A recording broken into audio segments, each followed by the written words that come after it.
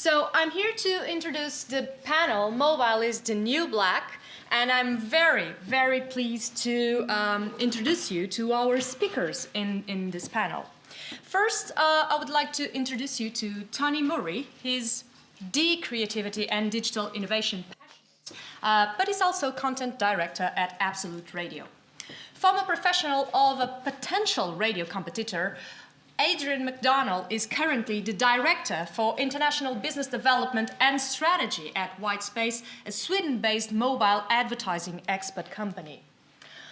Also from Sweden, Simon Gooch is the Nordic Manager at RadioPlay, the digital platform for the largest commercial radio group in the Nordic countries, SBS. And please do not confuse SBS by any Spanish broadcaster or SBS in Australia. He really hates that. So RadioPlay allows you to find any SBS radio station from the Nordic countries. Last but not least, someone coming from the engineering side, Shankar Membat. Sorry if I misspelled your name, Shankar. Founder and CEO of EdgeJet, who decided one day to make a move after listening to rubbish ads on radio on his mobile. So he created a technology that would allow to monetize targeted mobile audio advertising, which is EdgeJet. In this session, we will be discussing enormously popular smartphones and apps, and the future, and also digital strategies and mobile tactics, and so on. And about that, I have some things I would like to say to introduce our session. First of all, I didn't introduce myself, though Jennifer did, but I would like to say that, hello, I'm Paula, and I'm an app addict. And I'm not alone, so I invite you to watch this.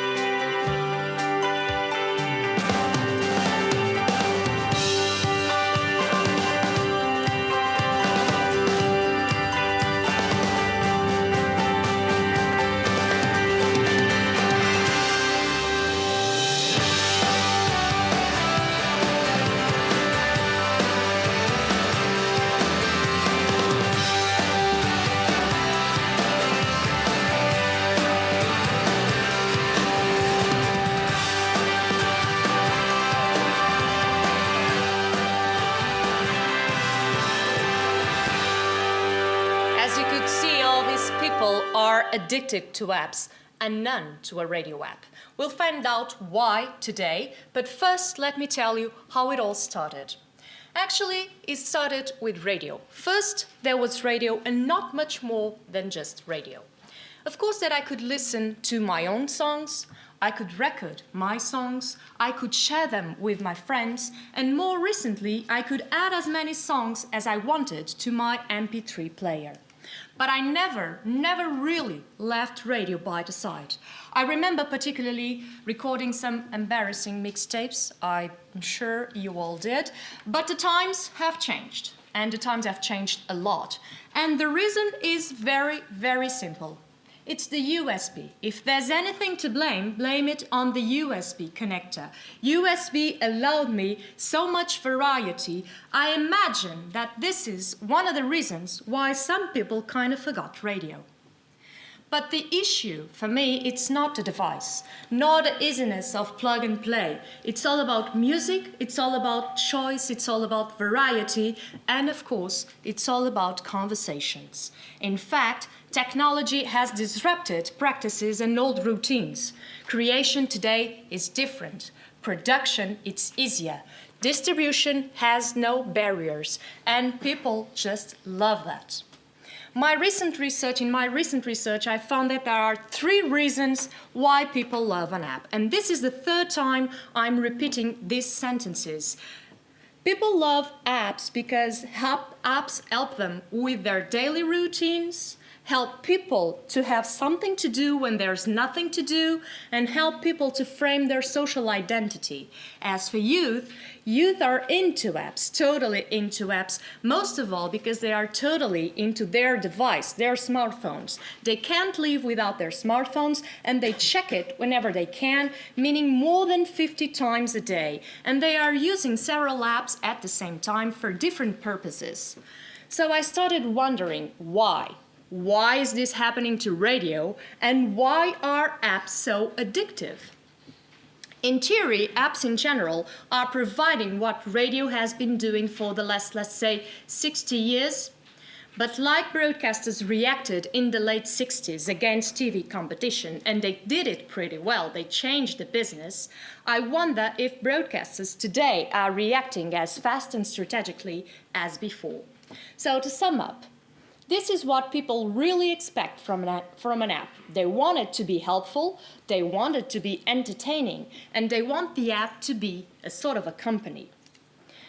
Sorry to say, guys, but radio broadcasters might be like the Chihuahua at this time. And this is where, in my point of view, I see some radio stations, and most of all, some radio station apps among the competition. By the way, can you really define your competition today? It's not exactly the radio station next door, is it? Yeah, right. I should say that these three giants are your real competition: Facebook, Google, and Apple. And, well, okay, not anymore Microsoft, because Adrian came to our side, so let's just focus on Facebook, Google, and Apple. Behaviors have changed. People have changed. I still keep my old Walkman, but I'm not an example.